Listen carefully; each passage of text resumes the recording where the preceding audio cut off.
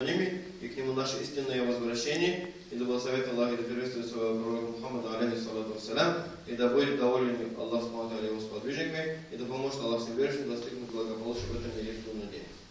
Месяц Рамадан является именно таким месяцем, в котором, альхамдулилля, Аллах субхану ва тааля нам дает многие блага. И мы, самое главное, мы должны для себя осознать, что каждое поклонение будет вознаграждено раем. Поклонение не будет утеряно перед Аллахом.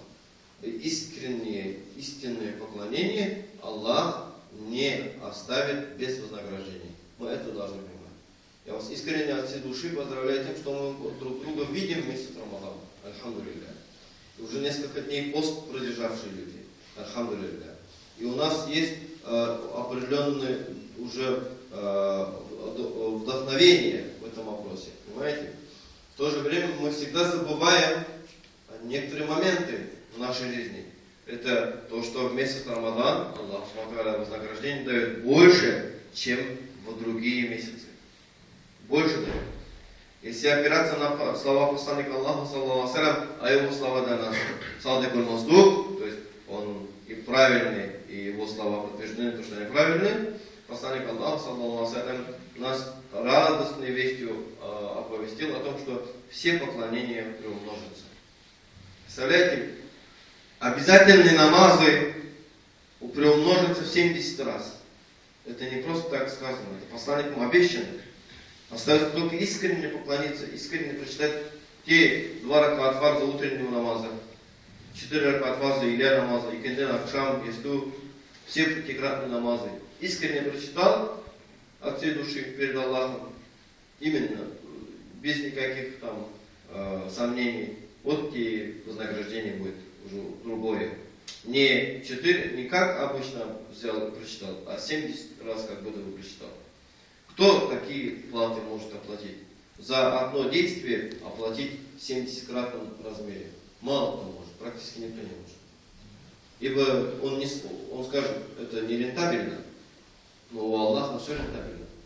Аллах субхану ва тааля своей милостью все сделал рентабельным в этом мире. Даже малое поклонение ему дал Аллах субхану ва тааля очень много вознаграждения. То, что он нам дал возможность ему поклоняться, это уже вознаграждение. Если Аллах субхану ва тааля не даст возможность поклоняться Аллаху субхану ва тааля, ни один не сможет это сделать. Мы это должны понимать. Он дал нам возможность ему поклоняться. Есть люди, которые вот в этот миг, в этот момент, они лишены этого блага.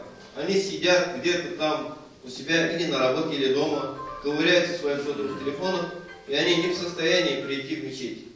Не в состоянии прийти в мечеть.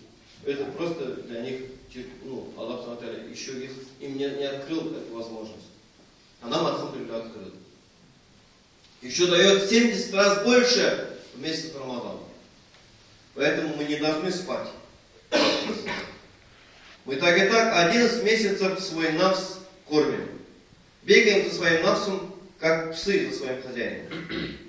Надо остановиться и сказать, хватит, все, не хочу за тобой бегать. Нужно свой дух укрепить. Свой рух укрепить надо. Потому что за месяц мы можем поклониться настолько много, имеем возможность поклоняться Аллаху субхану ва тааля настолько много, что Аллах субхану ва тааля, в судный день удивимся, когда нам книги будут розданы, иншаллах, с правой стороны или спереди, да, посмотрим и скажем, субханаллах. И оказывается, в месяц Рамадан по вознаграждениям больше поклонялся, чем целый год. Это может быть? А вдруг в 2 раза больше, вдруг в 3 раза больше. Это может быть. Это реально.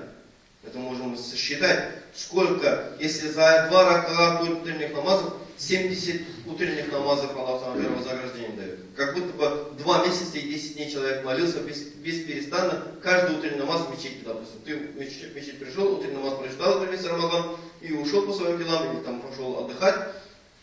Как будто бы ты 2 месяца подряд и 2 месяца и 10 дней подряд в мечети молился. Вознаграждение хорошее, вознаграждение хорошее. Иля прочитал, да Иля так же дается. И Кен прочитал, да и Кен так же дается. За все обязательно поклонения дается 70-кратное вознаграждение. Суннаты. Это те намазы, которые посланник Аллаха, саллаллаху алейхи ва саллям, практически не оставлял. У утреннего намаза до фарза 2 ракат сунната, у иля намаза 4 сунната до иля и до джум'a. У джум'a и у иля первые 4 раката, они очень вознаграждаемые намазы, 4 раката. У акшама 2 после фарза, у ясту 2 после фарза. Вот эти намазы, они сподвижники свидетельствовали, что посланник Аллаха их не оставлял, кроме как при болезни или при путешествии или при каких-то катаклизмах, при каких-то тяжелых формах бытия. В обычное время посланник Аллаха их исполнял. Ибо сподвижники видели только их исполнение, неисполнение не видели. Вот это нам важно знать. Вот это является сунна. Именно придерживаться в поклонении. Человек с поклонения должен начинать свои суннаты, возобновление своих суннатов. Вот. Так как доказательство того, что надо молиться, читать витр обязательно, ваджиб, и вот из-за того, что доказательства такие веские, хотя и они с точки зрения религиозных терминов заннету даляля, но их положение ваджиб. У 3 ракатов витр ваджиб. Поэтому он и витр ваджиб называется. Витр ваджиб. Витр, который является ваджибом. Да? Вот. Также курбан. Посланник Аллаха, саллаллаху алейхи ва саллям, без веской причины не оставлял резать курбан, потому что это был ваджиб. И ему доказательств полно. Упомянут в Коране. Мы всегда его читаем, что «Фасалли ли раббика ванхар». Да? Поклонись Аллаху, поклонись Господу твоему и делай курбан. Делай жертвоприношение.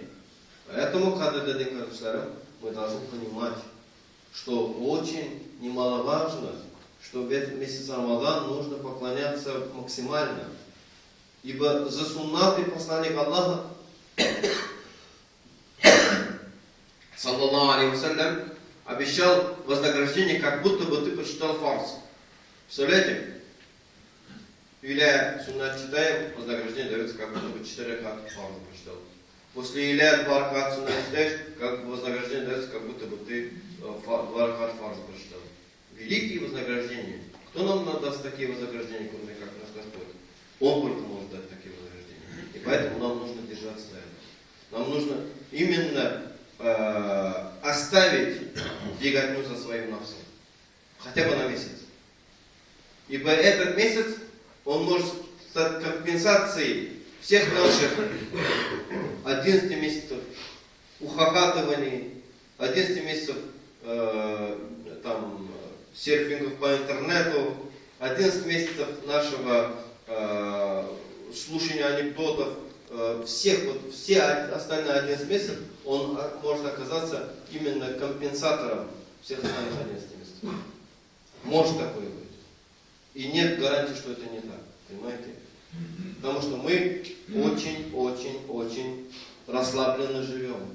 Это мы должны понимать.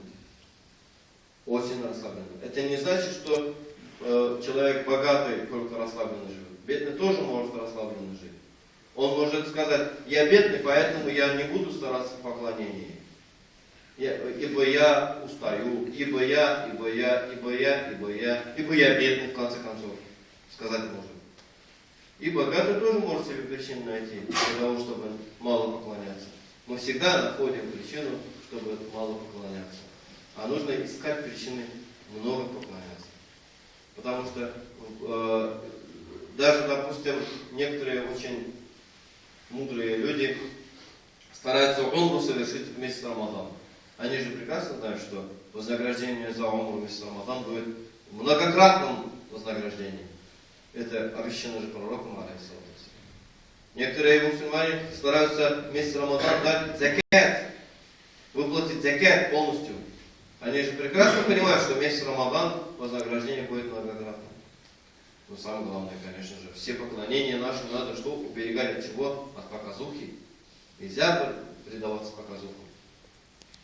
Да, в том, что ты открыто даешь закят, или открыто прочитываешь обязательно намазы в мечети, нет в этом показухи. Ибо это обязательное поклонение. Но в душу не должна влезать показуха. Внутрь наших намерений не должна влезать показуха. Вот там надо искоренять показуху. Вот тогда, иншаллах, Аллах нам поможет в этом мире в судный день.